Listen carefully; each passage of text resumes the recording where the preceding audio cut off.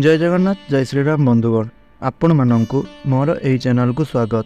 तो बंधुगण आपण माने तो यह निश्चय जानिथिबे आमर जो 7टी बार रही सेही बार गुड़िक उपरे कौनसी ना कौनसी ग्रह एवं देवादेवींकर आधिपत्य रही थाए आउ सेमानंकर प्रभाव रही थाए। तेणु आजिर एही वीडियो रे मु आपण मानंकु कहिबाकु जाउची गुरुवार संपर्क रे। आउ एही गुरुवारटी देवगुरु बृहस्पति एवं भगवान विष्णुंकर प्रभावित बार अटे। यह व्यतीत एही दिन रे बृहस्पति देव एवं भगवान विष्णु देवंकर निमंते व्रत एवं पूजा रखा जाई थाए। हेले कौन आपण माने यह जानती जे गुरुवार रे ज्योतिष शास्त्र अनुसार किछि एपरि कार्य करिबा निषेध होइथाए। आउ जदि आपण एही गुरुवार दिन सेही निषिद्ध कार्य गुड़िक करिथांती तेबे एहा द्वारा माता लक्ष्मी आपणक उपरे क्रोधित होइथांती एवं बृहस्पति देव मध्य आपणक उपरे क्रोधित होइथांती, जहा फल आपणकर जीवन को दारिद्रता आसी थाए एवं आपणको आपणकर जीवन रे अनेक गुड़िए समस्यार सम्मुखीन हेबाकू पड़ी थाए। तेबे एही गुरुवार दिन स्त्री लोक माने कदापि भी निजर मुंड को धोइबा उचित होई न थाए। एपरि करिबा द्वारा आपणक उपरे बृहस्पति ग्रहंकर अशुभ प्रभाव पड़ी थाए। एहा सहित लुगापटा काचिबा मध्य बारण अटे, कारण एही दिन साबुनर प्रयोग वर्जित अटे एवं एही दिन पुरुष हुअन्तु किंबा नारी निजर केश एवं नख काटिबा मध्य अनुचित अटे। एहा सहित शास्त्र अनुसार गुरुवार दिन आपण माने पैसा देण नेण ठारू बंचिबा आवश्यक, कारण काहाकू पैसा देबा किंबा काहाठारू पैसा नेबा एही दिन यह उचित होई न थाए। गुरुवार दिन आपण एपरि कार्य करिबा द्वारा आपणकर कुंडली रे गुरु ग्रह नीच होइथांती एवं आपणको अशुभ फल प्रदान करिथांती, जहा फल रे आपणकर जीवनरु सुख समृद्धि चली जाई थाए। आउ धन जनित अनेक गुड़िए समस्यार आपणको सम्मुखीन हेबा पई पड़ी थाए। सेथिपई केवल आपण अति आवश्यक स्थल रे ही आपण पैसा देवा नेबा कारोबार करंतु। मात्र जदि आपणकर सेमिति किछि आवश्यकता न थाए तेबे आपण सही क्षेत्र रे आपण एही कार्य गुड़िकर निवृत्त रहिबा उचित होई थाए।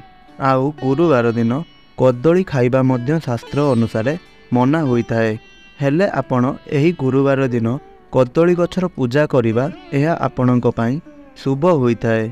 तेबे आजिर एही वीडियो रे मु आपण मानंकु किछि एपरि उपाय संपर्क रे कहिबा पई जाउछि। जदि आपण एही उपाय गुड़िकु गुरुवार दिन पालन करूछंती तेबे आपणकर आय रे वृद्धि हेबा सहित संचित अर्थ रे मध्य वृद्धि होई थाए। आउ आपणकर धन प्राप्तिर जुग मध्य सृष्टि होई थाए। तेबे बंधुगण एही संपर्क रे संपूर्ण जानिबा पई वीडियोटी को स्किप न करी आपण शेष पर्यंत निश्चय देखंतु। आउ एहा सहित आपण वीडियोटी को लाइक करी आमर एही चैनलटी को सब्सक्राइब करि नियंतु एवं कमेंट बॉक्स रे जय मां लक्ष्मी अवश्य लिखंतु। गुरु ग्रह को सुख सौभाग्य धन एवं वैभवर ग्रह बोली माना जाय थाए। जदि कौनसी व्यक्तिंकर कुंडली रे गुरु ग्रह मजबूत थांती एवं उच्च स्थिति रे थांती तेबे सही व्यक्ति प्रत्येक कार्य रे सफलता लाभ करिथाए एवं समाज रे उच्च प्रतिष्ठित मध्य होइथांती। सेथिपई आमर हिंदू धर्मर ज्योतिष शास्त्र रे गुरुवार दिन को नहीं जड़ित किछि उपाय संपर्क रे उल्लेख करा जायछि। जेउ उपाय गुड़िकु आपण जदि गुरुवार दिन करूछंती तेबे आपणकर चाकरी क्षेत्र रे आसुथिबा असुविधा आउ आपणकर व्यवसाय रे हेउथिबा क्षति किंबा आर्थिक दिगरे आसुथुबा असुविधा गुड़िकर समाधान होई जाई थाए। तेबे बंधुगण प्रथमे आसंतु जानिबा व्यवसाय रे उन्नति एवं लाभ प्राप्त करिवार उपाय। तेबे एथिपई आपण गुरुवार दिन भगवान विष्णु देवंकर मंदिर रे हलदी गंठीर एक माला नहीं ताकू तोरण परी टांगी दियंतु। एहा व्यतीत आपण गुरुवार दिन निजर मथारे हलदीर तिलक लगांतु। एहा सहित हलदिया रंगर वस्त्र आपण परिधान करंतु। एही उपायटी जदि आपण प्रत्येक गुरुवार दिन करूछंती तेबे आपणक कुंडली रे गुरु ग्रह मजबूत होइथांती एवं आपणक जीवन रे चालुथुबा धन जनित समस्त समस्या गुड़िक दूरेई जाइथाए। व्यवसाय रे आपणको उन्नति एवं लाभ प्राप्त होइथाए।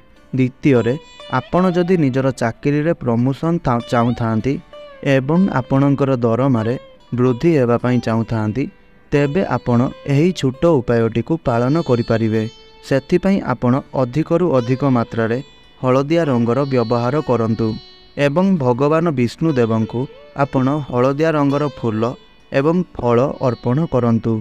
प्रथमे आपण गोटिए हलदिया रंगर कपड़ा नियंतु आउ सही कपड़ा उपरे गोटिए नड़िया ता सहित हलदिया रंगर फूल हलदिया रंगर फल हलदी गंठी एवं किछि कला लुण रखी बांधि दियंतु।